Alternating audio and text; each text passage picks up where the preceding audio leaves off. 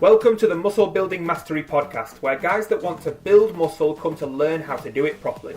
We understand that there's more to building muscle than mindlessly throwing weights around and chugging mass gainer shakes. We're not interested in quick fixes or anabolic assistance. We're interested in mastering the art, science and skill set required to stack on real muscle and strength.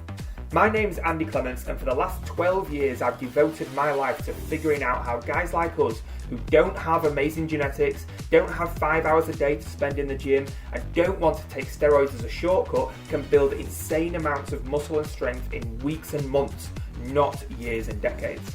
This podcast is the result of all the lessons I've learned along the way, and it will give you the blueprint to building more muscle in less time. To get you started, head to www.musclebuildingmastery.net to download your free 6-week workout plan. Hey guys, this is Andy. Welcome back to the Muscle Building Mastery Podcast. In this episode, I'm going to talk to you a little bit about what is progressive overload. So this is a question I get quite a lot. It's a question that a lot of us have when we first start training in the gym. We hear about this thing called progressive overload, and we hear about people saying that it's really important and we need to employ it and it's the only way to build muscle and all the rest of that stuff. And even in the last episode of this podcast, when I was talking about bulking for hard gainers, I was talking specifically about progressive overload in one of the tips that I was giving out. And if you've been around the gym for a little bit of time, you've done some research and you've got some experience, you know what I'm talking about when I say progressive overload. But if you're just starting out, it's kind of a confusing term. It's like, what do you mean progressive overload? What am I overloading? What am I progressing? You know what I mean? Like it can be quite a confusing term, and it can be quite a misunderstood term, even by people that have been in the gym for a little bit of time. People just think it's, oh, I've got to stack more weight on the bar every single time I go in. I've got to get stronger, right? And while that's a part of it, what I want to do is I want to break down what intelligent muscle building progressive overload is and how you can utilize it to build more muscle. Is that okay with you? Cool. So, a few years ago, I used to think that like execution was the only thing that mattered, right? I used to think that the way you perform movements and the form that you used, the technique that you used, was the only thing that mattered in the gym. That's what I used to think. Honestly, that's what I used to think. And I used to get some stick from people for that, right? But I used to go into the gym and I used to like bench press, I don't know, like 40 kg, like, right? And I've always been stronger than bench pressing 40 kg. Like I might have been not very strong in the beginning, but I was always stronger than that. But I used to be obsessed with like that, you know, like stretch and squeeze, like feel the muscle, all that sort of stuff. And I'm making fun of it a little bit now, but there is a place for that, and it is important to go within and to connect mentally with your muscles and employ that mind-muscle connection. And I'll probably talk a bit about the mind-muscle connection in a future podcast. But you've got to actually move some weight if you want to build muscle, right? And I wasn't doing that. I wasn't moving weight. I wasn't employing like mechanical tension. I wasn't getting strong. I was just doing the stretch and squeeze with like pink dumbbells. I was one of the pink dumbbell crew, right? That's literally what I was. And people used to make fun of me for it. People used to like be both behind my back and to my face, been like, why aren't you lifting any weight? Like, why? Like, what? I don't understand what you're doing. And I was like, oh, I'm doing it intelligently. You know, I'm stretching, I'm squeezing, I'm using tension, I'm doing this. And it's like, but I didn't combine it with weight, and so as a result, I didn't grow. You know, and I was like, I wanted to build muscle, but I was like obsessed with like doing it the right way, like what I thought was the right way, and it was, yeah, okay, I didn't get injured, but I also didn't build any muscle, you know. And there comes a point where you've got to put yourself through some stress in the gym if you want to build muscle, and that's not what I was doing. So I wasn't seeing any kind of results, and I was getting really frustrated about that because I was thinking, why aren't I growing? I thought this was like the intelligent way of training. I thought this was like supposed to be the anti-meathead way of training to become muscular, you know. But I wasn't seeing any results, and I persevered, and I was like, surely I'm doing the right thing. Surely this is the right way. All the research I'm doing says you got to stretch and squeeze, and you got to do the mind-muscle connection. But I hadn't realised that progressive overload was the key to underpinning all muscle growth, right? And that was really the big realization that I had. I remember the day that I realized, I came across this article about progressive overload, and it was talking about people like me, who were obsessed with the pink dumbbells, and they were obsessed with the stretch and squeeze, and they were obsessed with the mind-muscle connection. And like I said, there's a place for that. There absolutely is a place for that. But if you can't do it under load, if you can't do it under max weight, you ain't gonna grow, you know? You ain't gonna grow. And so progressive overload is king, and that's the realization that I had. Now, what is progressive overload? Progressive overload is the act of getting stronger over time. In a nutshell, that's what progressive overload means. But there is 3 very distinct variables when it comes to progressive overload, and most people only focus on one. Most people focus on weight, right? Weight is one of the variables, but most people just obsess about weight, and as soon as they get into this progressive overload game, they obsess about weight, and that's like what I did when I first started going. I went from like one to extreme to the other, of having no weight whatsoever to just like trying to smash my body with weight, and that's not any better than not lifting enough weight. Lifting too much weight is not any better, okay? That's not what progressive overload means. Progressive overload doesn't mean every time you get on the bench press you add an extra plate. That's not what it means, okay? So a lot of people sort of think that, you know, they have to put more weight on every single time. If that is appropriate, you know, if you feel that you are ready and your data, your logbook shows that you are ready to go up in weight, then yes, go up in weight. But you don't have to go up in weight every single session just to continually employ progressive overload, because weight is one of the variables. So in order to use progressive overload for weight, all you're going to need to do is you're going to need to do, let's say, a bench press for 60 kilos week 1, and you'll do a bench press of 70 kilos or 65 kilos week 2. That's a progressive overload of weight, if you do it for the same amount of reps and everything else is the same, right? But the second variable that most people forget about is progressive overload in terms of reps, right?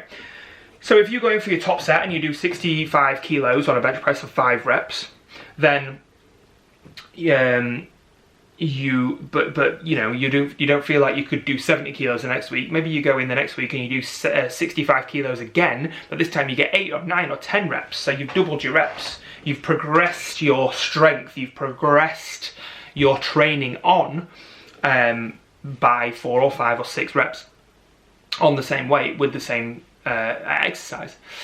And so that constitutes progressive overload, even though you've not put more weight on the bar. So outwardly looking, it doesn't look like you're stronger, but you've done that weight for more reps, so you've solidified your strength at that weight. And then the next time you come in the gym, it will be easier to go up to 70 kilos. It'll be easier to go up to 75 kilos. You know, it'll be easier to push your strength up in terms of weight on the bar because you've solidified your strength at that weight, okay?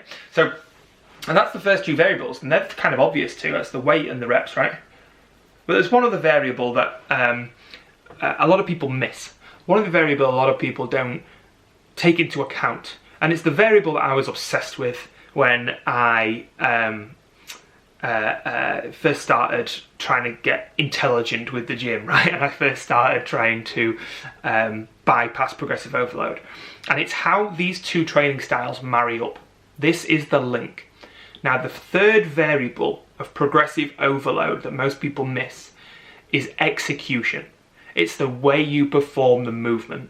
The way you perform the movement under load is an incredibly powerful variable, right? Now, let me explain what I mean.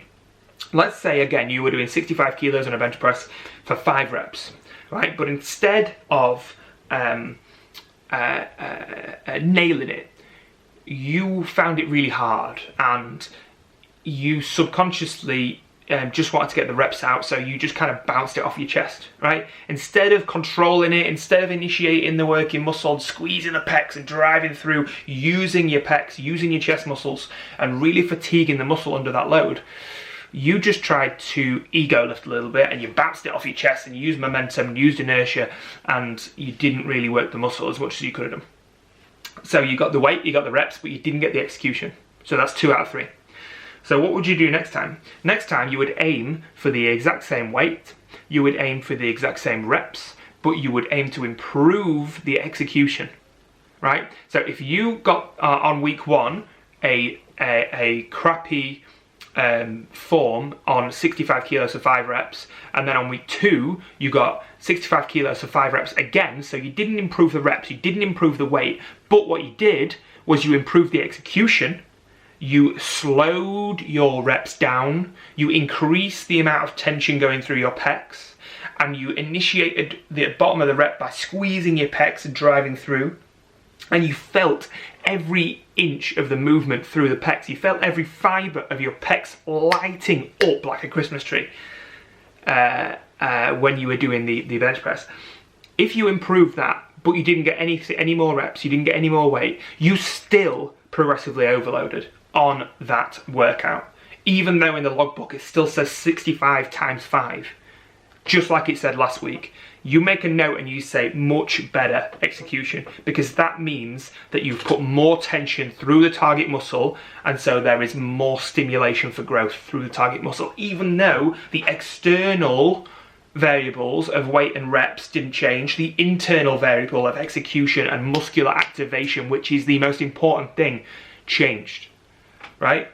So that's how the pink dumbbell crew of execution that I used to be part of, that's how that marries up to the meathead crew of progressive overload, and that's how them two things join together. And when you get both right, and when you marry up the execution to the progressive overload, the internal to the external, your muscle will explode, because that's what happened to me. It was amazing. I continually progressed my numbers session by session by session, and I was getting, you know, bigger and stronger and leaner and fitter, and everything was just going in the right direction, because I was like, oh my God, I finally figured it out, right? I finally figured it out. I married the thing I was doing before to the thing that I was neglecting, and everything started to gel. Everything started to go much better. And then I started to teach it to my clients. My clients started to grow. My clients started to get stronger and bigger, and they were like, oh, I love this new way of training. This is amazing. So everything started to go in the right direction for me. And I started getting much stronger. And people stopped making fun of me as well, which was really cool, you know, because people were making fun of me before. They were saying, oh, why aren't you lifting heavy, you know? And when I started deadlifting 5-6 plates aside, people were like, can't really make fun of him anymore because he's, you know, outlifting me by double, you know. So it was really cool feeling, because I was stronger than them, but I was also training better than them. I was having that intelligent training that I was chasing before, but with weight, you know. Now nobody can make fun of you for anything, which was really cool. So you get that right, no one will ever challenge you. You know, everyone will be asking for your advice. Everyone will be like, what, how are you doing that? Like, I want to do some of that, right? They stop making fun of you and they start asking for your advice. It's cool.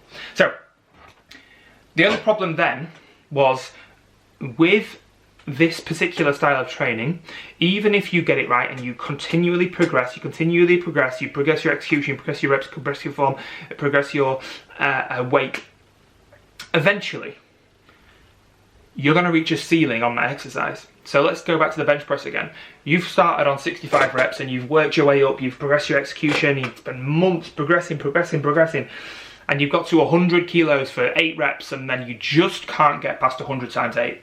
Right? No matter what you do, you can't get past that number, and you've reached your ceiling on the bench press, at least for this particular moment of time. Excuse me. You've reached your ceiling on that exercise. So what do you do then? Then you don't get frustrated. You don't start becoming married to the bench press and think, oh my God, I want more strength on the bench press. Like the bench press is just a tool.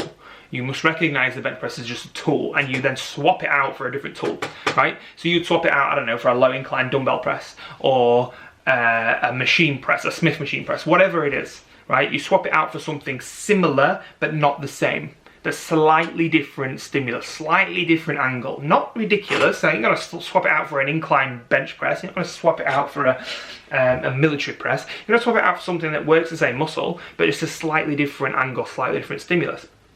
And then you're going to do the same process on that exercise. You're going to get strong on that exercise, and you're going to use that strength for a few months until you start really, you know, raising your strength on that exercise. And then you're going to reach your ceiling on that exercise. And what you're going to do when you reach your ceiling on that exercise, you're going to go back to the bench press. And what you'll notice when you go back to the bench press then, because your body's had a break from that and it's got stronger in a slightly different plane, is you might need to, it might take you a couple of weeks to get your strength back up on the bench press because you've not done it for a while and you're getting used to it, nervous system wise. But when you get strong on the bench press again, your strength will then supersede and overtake the strength that you had when you were at your previous ceiling. So you will literally raise the ceiling of what you're capable of by taking a break and going to a different exercise. How cool is that, right? So that's essentially, in a nutshell, how you implement progressive overload. You take them 3 variables, the 2 external, the weight and the reps, and the 1 internal, the execution. And then you don't get romantic. If you reach a ceiling on an exercise, you swap it out for a different one, get strong at that, and then swap it back in. And that's it. That's how you do it. That's the whole game of training.